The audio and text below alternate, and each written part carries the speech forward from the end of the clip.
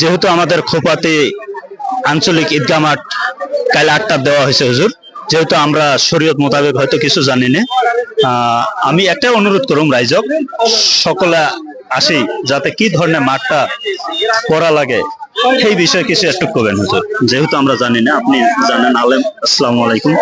ওয়ালাইকুম আসসালাম ওয়া রাহমাতুল্লাহি ওয়া বারাকাতুহু।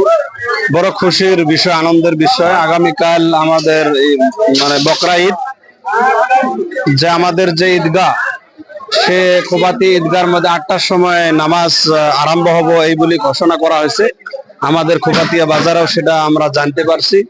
তো আমরা সকালবেলা খুব সুন্দরভাবে গোসল করব, উত্তম ড্রেস পরিধান করব, মিসওয়াক করব, খুশবু লাগাবো, তারপরে আমরা এক রাস্তায় কিছু মিষ্টি পান করি আমরা আসবো। আল্লাহু আকবার, আল্লাহু আকবার, লা ইলাহা ইল্লাল্লাহু, আল্লাহু আকবার, আল্লাহু আকবার, ওয়ালিল্লাহিল হামদ, এই তাকবীর বলি বলি আমরা আসবো।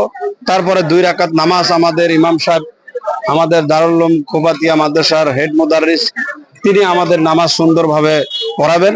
তারপরে ঈদের শেষে সারা বিশ্বর জন্য, শান্তির জন্য, সবার জন্য দোয়া প্রার্থনা করার পরে আমরা আবার বাড়িতে ফিরে যাব। আল্লাহু আকবার, আল্লাহু আকবার, লা ইলাহা ইল্লাল্লাহু, আল্লাহু আকবার, আল্লাহু আকবার, ওয়ালিল্লাহিল হামদ, এই বলে আমরা ফিরে যাব। তারপরে আমাদের যে কোরবানি, আমাদের মুখ্যমন্ত্রী যে আহ্বান করেছে, আমাদের ডিসি এসপি যে আহ্বান করেছে, সেই নিয়ম নীতির মাধ্যমে আমরা খুব সুন্দরভাবে সেফলি আমরা আল্লাহকে রাজি খুশি করার জন্য কোরবানি করব। তারপরে যেটা গরিব মানুষদেরকে সবাইকে নিয়ে আমরা ঈদ উদযাপন করব। সারা বিশ্বের শান্তি কামনা করি। আমি আমার এই আলোচনা সারা বিশ্বের জন্য রেখে দিলাম। বিশেষ করে খোবাতি এলাকাবাসীর জন্য আহ্বান থাকেন, তারা 1 ঘন্টা আগে বা তারও পূর্বে যাতে ঈদগাহ আসে।